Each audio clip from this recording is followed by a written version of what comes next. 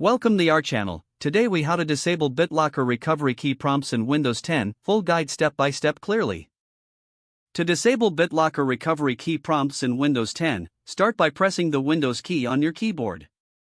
Type Control Panel in the search bar and select it from the results. Once the control panel is open, navigate to System and Security. Click on BitLocker Drive Encryption. Locate the drive for which you would like to disable recovery key prompts. Click on Turn off BitLocker next to the selected drive. A prompt will appear asking for confirmation. Click Yes to proceed. After the decryption process completes, the BitLocker recovery key prompts will no longer appear. Now, let's ensure your system is set to automatically unlock the drive. Return to the BitLocker Drive Encryption menu. Select the drive again and click on Manage BitLocker. In the management options, find the Automatically Unlock this drive on this computer option. Check this box to enable automatic unlocking. Close the control panel. Finally, restart your computer to confirm that no prompts appear for the BitLocker recovery key. You have successfully disabled BitLocker recovery key prompts in Windows 10. If the page does not load, refresh the browser or try again in a private or incognito window.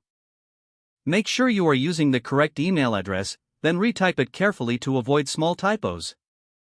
If your password is not accepted, use the reset option and create a new strong password you can remember. Check your spam folder for verification or security emails, then complete any requested confirmation steps.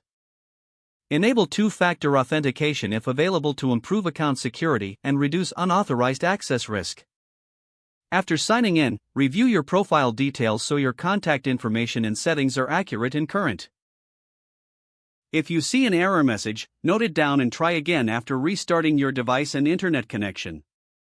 Log out when you finish, especially on shared devices, to keep your account and payment information secure.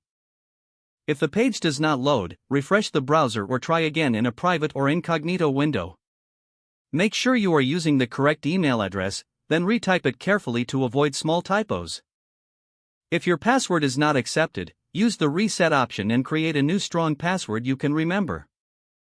Check your spam folder for verification or security emails, then complete any requested confirmation steps. Enable two-factor authentication if available to improve account security and reduce unauthorized access risk. After signing in, review your profile details so your contact information and settings are accurate and current. Don't forget to like this video and subscribe to our channel for more step-by-step tech guides.